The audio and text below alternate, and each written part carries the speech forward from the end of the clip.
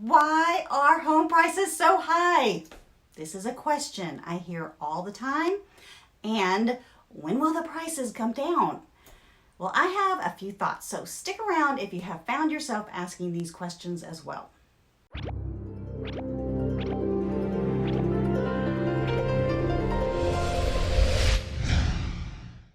Hi, I'm Karen Torres, and I'd like to introduce you to my channel, Move Me to Dallas, where we discuss living in the Dallas Metroplex, surrounding suburbs, and all that it has to offer.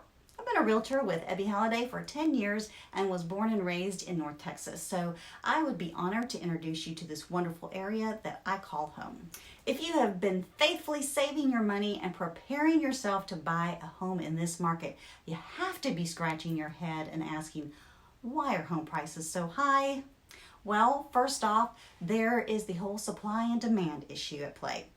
There are so few homes available, especially in the popular price ranges for first-time home buyers, that when a home hits the market and is in good condition, it sells at lightning speed and in most cases with multiple offers. A tight inventory of available homes and multiple offers inevitably drive up pricing. Now, if you're a homeowner thinking about selling your home, this is fantastic news because you'll get top dollar. For home buyers, however, it is beyond frustrating. So how long is this situation going to last, and what needs to happen to stabilize this market for buyers? Well, one thing that would help is for builders to build more new homes. Single-family home construction is running at the slowest pace since 1995, according to CNBC.com. But the New York Times reports more housing construction will help, and it has been increasing, but the United States has been underbuilding for so long that it will take years to meet demand. So why aren't they building? Well, there are a number of reasons that developers have backed off residential construction. Money, of course, is at the root of most of them, but effects of the pandemic, such as the supply chain crunch, are certainly contributing factors as well.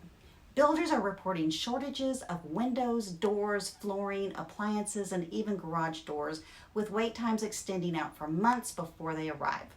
Add a worker shortage to the supply chain issues, and it's understandable why the pace of new home construction isn't anywhere near where it should be. Another wrinkle to the growing problem is the number of skilled workers retiring from the industry and not enough young people filling those open positions. And that's not even including the residual challenges from the pandemic and the current growing inflation. Then there is the existing home market. Most of the factors that are encouraging a rise in home prices interact.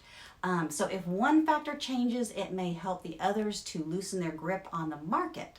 Some of those factors include not enough homeowners selling their homes, soft supply of newly constructed homes, high demand for homes, low mortgage rates, and improving labor market.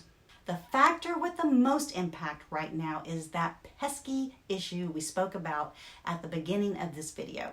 There aren't enough homes for sale to meet the demand.